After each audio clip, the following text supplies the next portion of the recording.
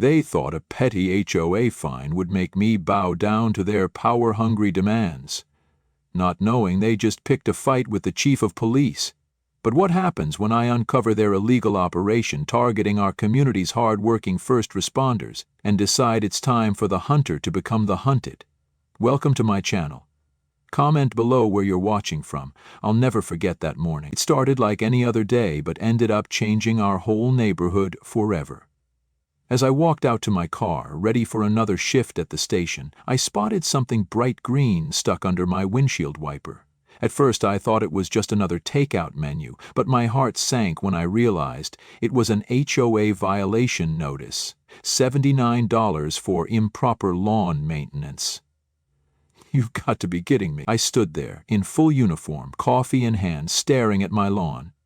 It looked exactly the same as it had for the past 15 years I'd lived here. Green, healthy, and freshly mowed. Sure, maybe it wasn't golf course perfect, but it was neat and well-maintained. That's when I heard the distinct sound of high heels clicking down the sidewalk. "Good morning." The voice was sugary sweet but carried a sharpness that made my teeth hurt. Karen Bryan, our newest HOA board member, was doing her morning inspection walk with her tablet in hand. She'd moved in 6 months ago and immediately started campaigning for a board position. 3 weeks into her new role and she was already making everyone's life miserable. "Miss Bryan," I nodded politely, holding up the notice. "Mind explaining this? My lawn meets all reasonable standards." She barely glanced up from her tablet. Section 7, Paragraph 3 of the HOA Guidelines clearly states that grass height must not exceed 3 inches. "Yours is approximately 3.5", she said, tapping away at her screen, probably documenting another violation somewhere. I took a deep breath, reminding myself of my training in dealing with difficult people. "I've been a bit busy this week with a major case at work. I'll mow it this weekend." "Rules are rules," she chirped, finally meeting my eyes. "The fine doubles if not paid within 72 hours. Oh, and you might want to do something about those garden gnomes. They're not on the approved decoration list. My garden gnomes, the ones my late wife had collected." I felt my blood pressure rising, but kept my voice steady. I wasn't aware we needed approval for decorations that have been here for over a decade. "New board, new rules," she said with a bright smile. "We're bringing this neighborhood into the modern age. No more tacky decorations lowering property values."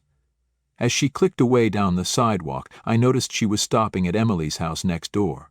Emily, an ER nurse, had just finished a brutal night shift. The last thing she needed was Karen's morning harassment about her trash bins being out too long. I watched as Karen started taking photos of Emily's property, and something inside me shifted. This wasn't just about my lawn or my gnomes anymore. In my 25 years of law enforcement, I'd learned to recognize patterns of harassment and abuse of power. Karen wasn't just being strict. She was targeting specific residents. Back in my car, I pulled out my phone and scrolled through the neighborhood Facebook group. Complaints about Karen were piling up. Kevin, the firefighter on the corner, had been fined for his kid's basketball hoop. The elderly couple across the street, Mr. David and Mrs. Jennifer, got a violation for their unapproved rose bushes. Even Linda, a local teacher, had been cited for parking her car in her own driveway because it was too old and unsightly. I was about to pull out of the driveway when I spotted Karen taking more photos of my gnomes. She didn't know it yet, but she had just made a serious mistake. See, being chief of police has taught me one very important thing. Sometimes the biggest crimes aren't the ones that make headlines. They're the small injustices that chip away at a community's spirit. As I drove to work, my mind was already forming a plan. Karen thought she had all the power, but she had no idea who she was really dealing with, or what I would discover once I started digging into her perfect little facade. 2 days after that ridiculous lime green ticket, I couldn't believe my eyes. There they were. 2 black SUVs with HOA security plastered on the sides, completely blocking my driveway. I had just finished a brutal double shift dealing with a downtown bank robbery. All I wanted was to park my car and get some sleep, but Karen Bryan had other plans. I watched through my windshield as she strutted across my front lawn in her designer's suit, tablet in hand, snapping pictures of everything, from my garden hose to my welcome mat. Each flash of her camera made my blood pressure rise just a little more, but I kept my cool. 20 years on the force had taught me that losing your temper never solves anything. "Excuse me," I called out, stepping out of my car. "You're blocking my driveway. I need to get into my garage." Karen spun around, her perfectly styled blonde hair flipping like she was in a shampoo commercial. "Well, if it isn't Mr. Hiddleston." Our neighborhood's most persistent rule breaker. She tapped her tablet with her long red nails. "Let's see, unpaid fine for lawn height violation, unapproved garden gnome placement, and now," she paused for dramatic effect, "non-regulation mailbox color." I couldn't help but laugh. "Non-regulation mailbox color? The mailbox is white. It's been white for the 15 years I've lived here." According to our new guidelines, approved last week, all mailboxes must be painted pristine pearl white from the Anderson Paint Company collection. Yours is clearly classic white, a completely different shade. She smiled like she'd just solved a murder case. I pulled out my phone and began recording. "Karen, I understand you're new to the neighborhood, but these vehicles are parked illegally. They're blocking access to my property, which is a violation of City Ordinance 2345. Her smile faltered for just a second. "I have full authority as an HOA board member to enforce our community standards. These security officers," she gestured to two guys in ill-fitting uniforms leaning against the SUVs, "are here to ensure compliance." That's when I noticed something odd about their badges. They looked almost like real police badges, but not quite. And as chief of police, I know every licensed security company in our jurisdiction. Mitchell Security Solutions wasn't one of them. I took a deep breath and decided to try reason one more time. "Look, I get that you're trying to maintain property values, but blocking someone's driveway over a $79 fine isn't just unreasonable, it's illegal. I'd hate to have to escalate this." Karen's face turned the same color as her nails. "Is that a threat, Mr. Hiddleston? Because I have photos documenting every violation on your property. The HOA board will be very interested in your aggressive attitude." She turned to the security guards. "Make a note of his threatening behavior." As they fumbled with their notepads, I noticed their shoulder patches were peeling off. They looked like they'd been printed at a local copy shop. Something wasn't adding up, and my cop instincts were kicking in hard. I pulled up the city's business license database on my phone, keeping one eye on Karen as she continued photographing my property. 3 taps later, I had what I needed, or rather, what wasn't there. No licensed security company registered under her name or her brother's. The same man I'd seen at the last HOA meeting, wearing a similar fake-looking uniform. Just then, Mrs. Garcia from next door came rushing out of her house in her nurse's scrubs. "Chief Hiddleston, I'm so glad you're here. They've been blocking my driveway too, and I'm late for my hospital shift." I watched Karen's face closely as she heard the word chief. Her eyes widened just slightly, and her tablet nearly slipped from her fingers. But instead of backing down, she straightened her shoulders and lifted her chin higher. "Your title doesn't matter here, Chief Hiddleston," she said coldly. "HOA rules apply to everyone equally. Now, if you'll excuse me, I need to document a few more violations before processing additional fines for your uncooperative behavior." As she walked away, clipboard clutched to her chest like armor, I knew this was far from over. In fact, it was just the beginning. I had a feeling Karen's perfect HOA world was about to get a lot more complicated, especially once I started looking into exactly how these new security measures had gotten approved. I never expected a simple lawn dispute to uncover something so disturbing in our peaceful neighborhood. It started when Emily, an ER nurse who lives 3 houses down, knocked on my door at 6 a.m., still in her scrubs, fighting back tears. She just finished a brutal overnight shift dealing with a bus crash. She stood on my porch holding a stack of bright orange violation notices. "Chief," she said, her hands trembling, "they're threatening to put a lien on my house because my garbage bin stayed out an extra day." I was working a double shift during the crisis. The sight of this exhausted nurse, who had just spent 16 hours saving lives, being harassed over a trash bin made my blood boil. But Emily wasn't alone. As I started asking around, more stories came pouring in. Kevin, the firefighter on Maple Street, showed me citation after citation, each for his kid's basketball hoop. The same hoop that had stood in their driveway for 5 years without issue, until Karen joined the board. The Martinez family? Fined because their Christmas lights stayed up 2 days past Karen's arbitrary deadline. They'd been out of town, at their grandmother's funeral. That evening I sat at my kitchen table, spreading out all the complaints like puzzle pieces. The pattern was obvious. Karen wasn't just nitpicking. She was specifically targeting households where people worked long or irregular hours. First responders, nurses, firefighters, teachers, people who couldn't always be home to jump at her every demand. My police instincts kicked in. I started mapping out every citation issued since Karen took over the board. 3 months' worth of reports, and the violations formed a distinct cluster around the homes of emergency workers and those who had opposed her during the HOA election. This wasn't just random, it was calculated harassment. Then my phone buzzed. A text from Tom. My deputy, who lived in the next subdivision. Chief, you're not going to believe this. Remember that flooding issue last spring? Just found out Karen's brother's company got the contract for drainage repair. Cost 3 times more than any other bid. I leaned back in my chair, thinking about how Karen had laughed in my face earlier that day when I tried to reason with her about my fine. Rules are rules, she'd said. That smug smile never left her lips, but now I saw it clearly. These weren't rules, this was a power trip, and possibly something even more sinister. Then the doorbell rang. It was Mrs. Jennifer from across the street, an elderly widow who'd lived in the neighborhood longer than anyone. Her voice dropped to a whisper as she looked over her shoulder nervously. Chief, she said, I saw them installing cameras on the streetlights today. Karen says it's for security, but they're all pointed at specific houses, including yours. My jaw tightened. Unauthorized surveillance?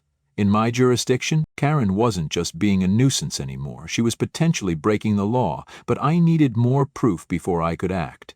If I moved too fast, she'd play the victim, claiming I was abusing my power. As I walked Mrs. Jennifer back home, I spotted Karen in her driveway talking to 2 men I'd never seen before.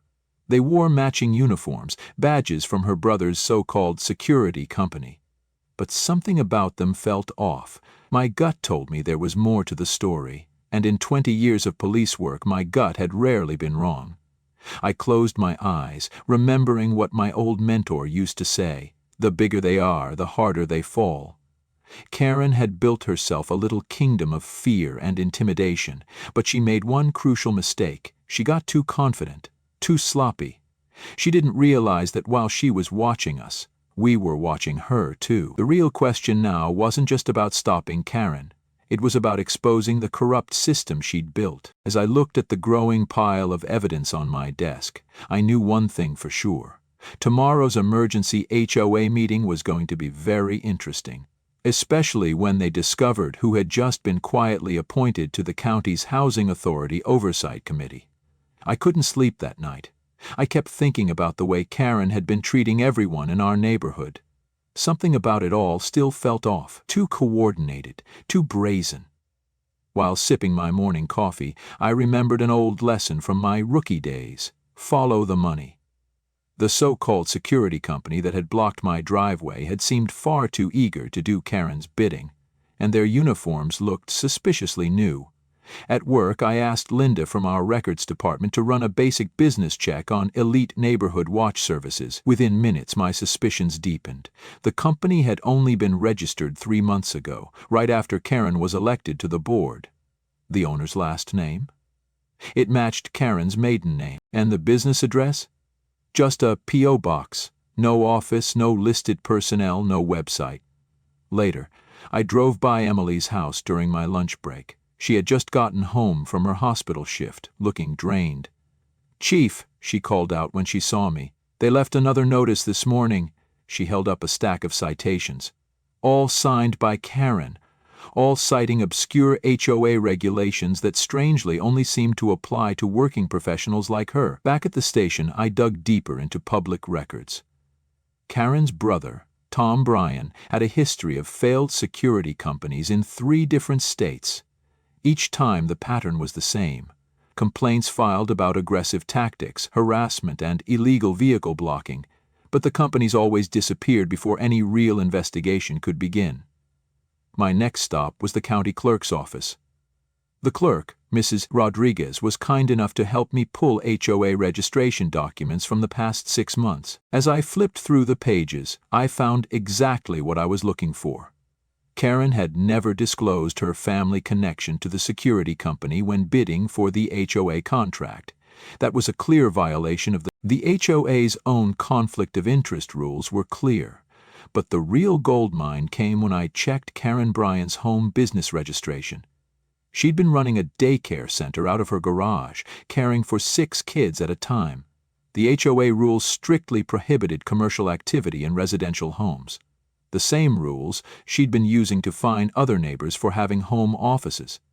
Even better, she didn't have the proper childcare licensing from the state. Then my phone buzzed. It was a text from Kevin, the firefighter. "Chief, you need to see this."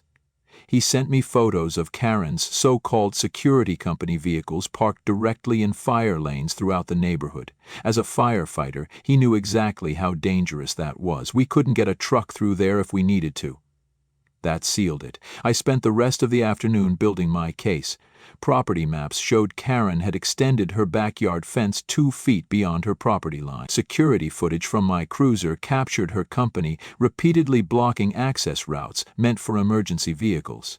Financial records from the HOA revealed she'd been lobbying the board to increase fines while directing every security contract to her brother's company. The evidence was mounting. But I had to be smart about how I used it. Karen had friends on the city council, and if I made one wrong move, she'd cry foul. Everything needed to be legal, clean, and fully documented. I made hard copies of every report, duplicated files to 2 encrypted USB drives, and uploaded the data to cloud storage. Years of police work had taught me one thing: never trust a single copy of anything. Just as I was finishing up, Officer Rodriguez burst into my office. "Chief, you won't believe this. That security company tried to boot Dr. Thompson's car at the ER entrance. He was rushing in for a critical surgery." My blood boiled, but I stayed calm. That was the final piece I needed. I leaned back in my chair, staring at the wall of evidence. Karen had no idea what was coming. In her rush to build a little kingdom of HOA power, she'd left a trail of unethical decisions and violations that would shock even her supporters. Now it was just a question of timing, when and how to present this for maximum impact. Then a text popped up on my phone. Karen just submitted a proposal for expanded security measures. Emergency HOA meeting scheduled for tomorrow night. I smiled. The perfect moment had arrived. Sometimes the best investigations are the ones where you let your target walk right into the trap they've set for others. Walking into that HOA meeting, my heart was pounding, but my face remained calm. Karen stood confidently at the front of the room, decked out in her usual designer suit, waving around a packet labeled Community Safety Initiative. She rambled on about adding more guards, more cameras, more fines, all in the name of protecting property values. The room was quiet. You could feel the tension. People were tired of her but too afraid to speak up. I waited until she finished her speech. Just as she asked for a vote, I slowly raised my hand. The familiar weight of my badge in my pocket grounded me. "Before we vote," I said, standing, "I think there's something everyone needs to know." Karen's eyes narrowed. She didn't recognize me in civilian clothes. "I'm Tom Hiddleston, and I've lived in this neighborhood for 15 years. I'm also the chief of police for this city." A ripple of whispers spread across the room. Karen's tablet slipped from her hands and clattered against the table. I walked to the front of the room. "I've been investigating some serious concerns regarding how this board has been operating," I said, pulling out a thick folder. I placed it on the podium and clicked the projector remote. Up on the screen appeared photos of Karen's illegal daycare, children playing in a garage, no license posted anywhere. "These images show an unlicensed daycare center operating out of your garage, Mrs. Bryan. That violates both HOA rules and state law." Karen's face turned crimson. "How dare you? This is private." "Public records aren't private," I interrupted, "and neither is this." I flipped to the next slide. Karen's brother's name appeared, tied to the ownership of Safe Shield Security, the very company patrolling our streets, the one operating without proper state licensing. The room exploded with murmurs. While you've been fining Emily, our ER nurse, for leaving her bins out after night shifts, you've been profiting from an unlicensed business. While Kevin's kids got citations for playing basketball in their own driveway, your so-called security team has been operating without permits. And those same vehicles have blocked fire lanes, nearly endangering lives. Mrs. Jennifer stood up from the back. She fined me $200 for my Chinese New Year decorations. Others followed. She threatened to lien my house over Halloween lights. She called my rose bushes unsightly. Karen attempted to gather her papers and rush out, but Mr. David, the HOA president, stepped in front of the door. Not so fast, Karen. We're not done here. I presented every violation, every shady contract, every double standard. The projector showed a color-coded map of the 47 citations issued under Karen's tenure, 35 of them against first responders and essential workers. Parents spoke about chalk drawings labeled as graffiti. Elderly neighbors revealed harassment over lawn ornaments and patriotic flags. And finally, I said, clicking to the last slide, we come to this video, evidence of unlicensed security officers issuing citations, booting cars, and impersonating law enforcement. A collective gasp filled the room. That's a felony, I added. A serious offense. Karen's mask shattered. You can't prove anything. I was trying to make this neighborhood better. These people need rules. Rules apply to everyone, I replied, including you. The room burst into applause. Neighbors who had once stayed silent now stood together. Mr. David raised his voice above the noise. Emergency vote, all in favor of removing Karen Bryan from the board. Hands shot up, nearly every hand in the room. She's also banned from holding any future position in the HOA, he added. Karen pushed through the crowd, tears of rage in her eyes. This isn't over, she shouted. But it was. Looking around at our united neighborhood, I knew it. For the first time in months, people were standing together, not out of fear but from truth. Sometimes justice wears a badge, and sometimes it just needs someone willing to speak up. I walked into that HOA meeting with every document carefully filed, every name redacted where needed. Every regulation cross-referenced. I had facts, evidence, and the law on my side. The room had been packed. I'd never seen so many neighbors attend an HOA meeting before. Karen hadn't even looked up when I entered, too busy tapping away at her screen like she owned the place. Before we vote on these new measures, I had said, standing from the back row, I'd like to address the board. Karen's head snapped up. Her eyes locked on mine. For those who don't know me, I'm Tom Hiddleston, chief of police and a 15-year resident. The murmurs rose again. Her brother, seated near the back, shifted uncomfortably. In the last 3 months, I continued, there have been 47 HOA fines issued. 35 of them were given to first responders and essential workers, people who were targeted because they weren't here to defend themselves. I clicked the projector. A neighborhood map appeared, dotted in red. Notice a pattern? The board leaned forward. Even Mrs. Thompson, our retired principal and longest-serving board member, looked stunned. But that's not all, I added, holding up my next set of documents. Mitchell Security, LLC, run by Karen's brother, is not only unlicensed but is operating illegally under our state's contractor laws. Karen's brother stood up and tried to make a quiet exit. But 2 officers were already waiting by the door. Stationed outside, the uniformed officers were already waiting. Karen Bryan jumped to her feet. This is ridiculous. You can't use police resources for personal vendettas. You're right, I replied with a calm smile. That's why everything I'm presenting tonight came from public records and legal channels, including the documents showing your home-based business, which violates Section 7 of our HOA agreement. The room erupted. Neighbors began sharing their own stories. A single mom fined for leaving her Christmas lights up in January while working double hospital shifts. An elderly couple cited for the delivery van bringing in their medical equipment. A kindergarten teacher penalized because her students had drawn chalk hearts on her driveway. Mrs. Thompson stood up, her voice steady and sharp. I moved to immediately remove Karen Bryan from the board and launch a full audit of all fines issued under her authority. Second! 5 voices rang out in unison. Karen's face drained from red to pale white. "You can't do this," she shouted. "I was protecting property values. I was maintaining standards." "No," I said quietly, meeting her eyes. "You were bullying people who didn't have time to fight back. But that ends today." The vote was unanimous. As Karen stormed out, her designer handbag swinging wildly, neighbors began hugging each other. Emily, the ER nurse who'd received 8 citations, was crying as she embraced Kevin, the firefighter who'd nearly lost his kid's basketball hoop. I stayed late that night helping Mrs. Thompson start the paperwork to refund every unfair fine. We uncovered over $115,000 in citations, each one more absurd than the last. As we worked, neighbors dropped by with coffee, snacks, and stories of long-awaited relief. The next morning, I drove past Karen's house. A moving truck sat in her driveway. Her brother's security vehicles were gone, replaced by legitimate patrol cars ensuring the movers had proper permits. Word spread quickly. People came back outside. Kids played freely again. Mrs. Thompson organized a community barbecue to celebrate the return of common sense. But the best moment came a week later.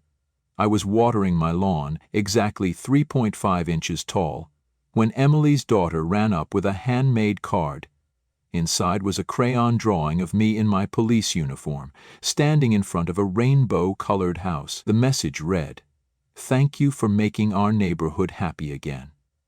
That card sits on my desk at the station now, reminding me that sometimes the most important police work happens right at home. Our community learned something powerful. It's not about having power, it's about how you use it. And as for Karen, last I heard she tried to join another HOA board 2 towns over, but somehow they'd already heard all about her experience with us. They thought a petty $79 fine would make me bow to their HOA power trip. What they didn't know was they had just picked a fight with a chief of police. What started as a ridiculous violation for improper lawn height uncovered a full-blown scheme targeting first responders and hard-working residents. From unlicensed security firms to illegal surveillance and selective harassment, the truth was far worse than anyone imagined. But here's the thing. This isn't just my story. It's a warning. Every community has its Karen Bryan, someone who twists rules into weapons and counts on silence to stay in control. Whether it's your mailbox color or your holiday lights, power unchecked is dangerous. So here's my advice. Don't stay silent. Know your rights, document everything, and most importantly, stand together. Because justice isn't just served in courtrooms. Sometimes it starts at home, with neighbors who've had enough. If you believe in accountability, community, and fighting back the right way, follow and subscribe to the HOA Revenge YouTube channel. We expose corruption, share real stories, and remind bullies the community always wins in the end. Let us know in the comments what's your HOA horror story. You're not alone.